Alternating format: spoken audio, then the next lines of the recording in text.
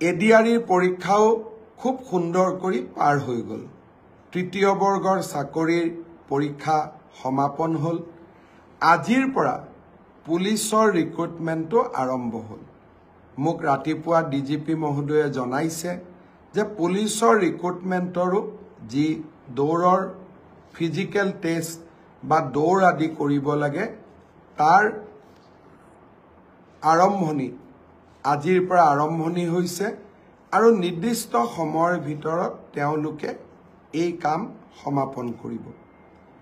আৰক্ষী তৃতীয় বৰ্গৰ পৰীক্ষা শেষ হ'ল। অহা 29 অক্টোবৰত আমি চতুৰ্থ বৰ্গৰ পৰীক্ষাসমূহ আৰম্ভ কৰিম আৰু তাৰ পিছত লাহেকৈ শিক্ষক নিযুক্তিৰ প্ৰক্ৰিয়াও আৰম্ভ হ'ব। মই এডিআৰিৰ তৃতীয় বৰ্গৰ পৰীক্ষা ইমান সুন্দৰকৈ সফল হ'ল তাৰ বাবে এডিআৰিৰ পৰীক্ষাৰ লগত জড়িত আটাইকে মই ধন্যবাদ আৰু কৃতজ্ঞতা জনাইছোঁ। প্ৰথমটো পৰীক্ষাৰ এনসাৰ কিউ আহিলে প্ৰায় 80,000 ল'ৰা ছোৱালীয়ে OMR চিটটো সেৱাক আবেদন কৰি সংগ্ৰহ কৰিলে।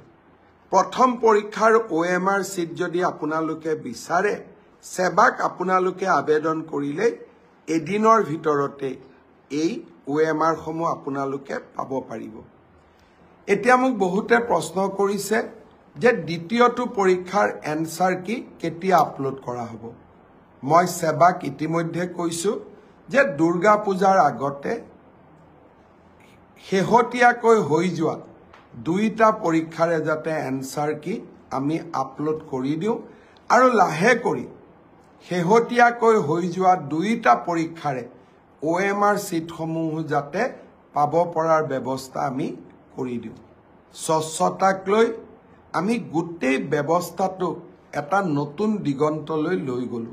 মই ভাবো ইয়াৰ পিছত অসমে আৰু কেতিয়াও নিযুক্তিৰ স্বচ্ছতাক লৈ খেলা কৰিব নোৱাৰিব। অসমত আৰু কোনো ৰাকেশ পালৰ জন্ম নহ'ব। বহুতে সুধিছে যে মিউচুৱেল ট্ৰান্সফাৰৰ ব্যৱস্থা কেতিয়া আৰম্ভ হ'ব। অহা 2-3 দিন 4 দিনৰ ভিতৰতে মই পৰ্টেলটো আপোনালোকৰ বাবে আগবঢ়াই দিম যাতে তৃতীয় আৰু চতুৰ্থ বৰ্গত আমি মিউচুৱেল ট্ৰান্সফাৰৰ কামো আৰম্ভ কৰিব পাৰোঁ। কোনোবাই আকৌ বিচাৰিছে নহয় মোক এটা ডিপাৰ্টমেণ্টৰ পৰা আন এটা ডিপাৰ্টমেণ্টলৈ যাব দিব লাগে। তেনেকুৱা ব্যৱস্থা চৰকাৰত নাথাকে।